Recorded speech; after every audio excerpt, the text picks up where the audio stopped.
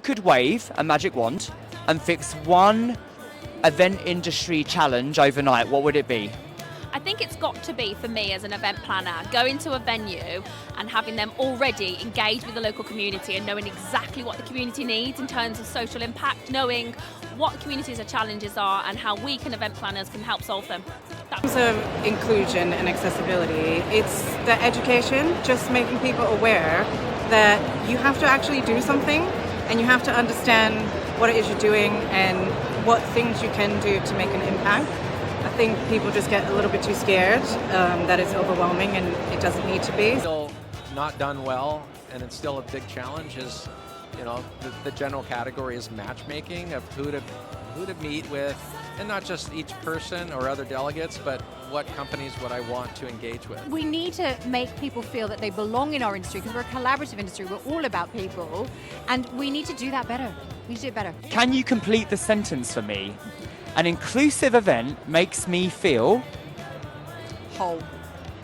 whole. Yeah, like I feel whole within myself that actually I'm doing the best I can, and I'm trying to reach out to as many people as possible to come to the events, feel like they can come to an event and feel included. So I feel whole within myself that yes, I can make inclusive events.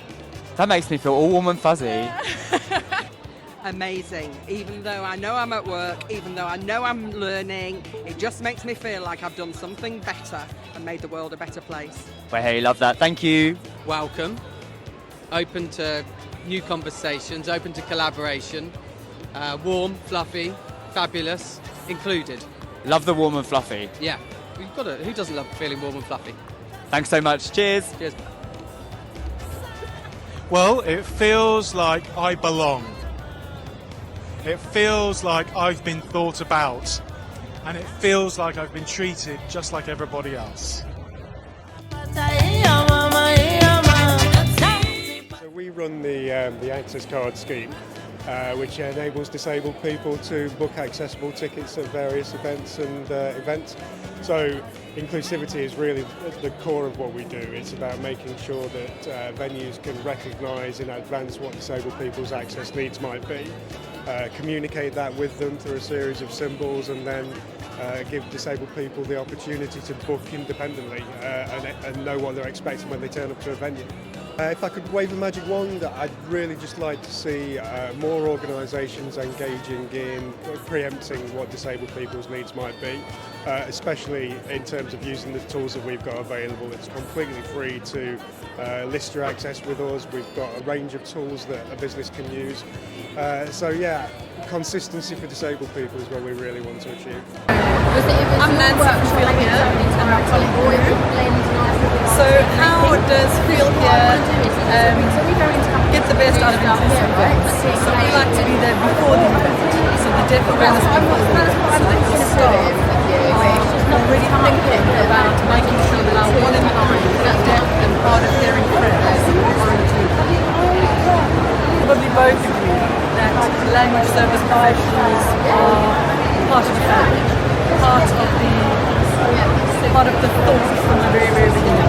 So it's not an afterthought, it's not where should we put them, it's shown about them, and we are literally part of it in very beginning. So we've teamed up with Stress Matters to help train and develop all of our venue teams to really understand what it means to be neurodiverse and how we can incorporate that into our venues and how we can help event organisers deliver neuro-inclusive events. And that's something that I'm most proud of that we've been doing over the last 18 months. And if I had a magic wand to change one thing within the event industry when it comes to inclusivity, I'd have to say that it's just considering all types of neurodiversity and accommodating those needs wherever necessary, whether that's quiet rooms, whether that's thinking about pre-coms before an event. Every part of the journey needs to be considered when it comes to neurodiverse delegates. So one of the great things we've done at CDEN is we've actually made the technology incredibly accessible.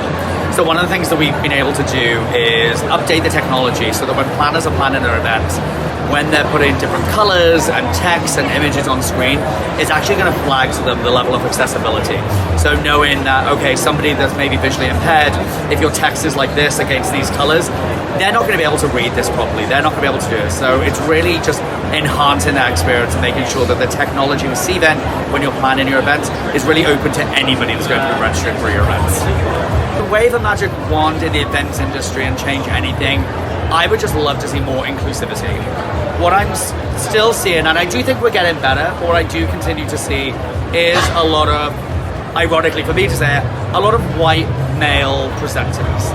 I want to be seeing more colour, I want to be seeing more variant, I want to be seeing more disabled people speaking. And this isn't something that I'm seeing across the board. You're seeing it kind of in dribs and drabs, but I think the industry needs to do a better job at just being more visibly aware of what the industry looks like, because it doesn't look the same that it looked like 10, 15 years ago, where it maybe was, we were seeing more panels, so all male panels happening.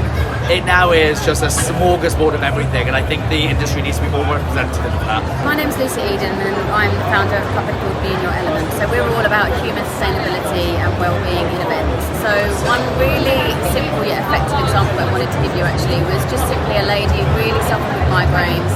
The overwhelm and the stimulation, these type of spaces that you can find yourself in when you come to an event, was overwhelming for her. So she came into our space, which we call the Wellness Lounge, and she actually had a one-to-one breathwork session with my breathwork practitioner that was in the room at the time, because we facilitate them with practitioners to help. And she really, really helped herself. For about half an hour she was in there, and the migraine went. And she also learned breathing techniques to actually help her manage her migraines when she feels them coming on. And she since messaged us after as well to let us know that that's really helped her.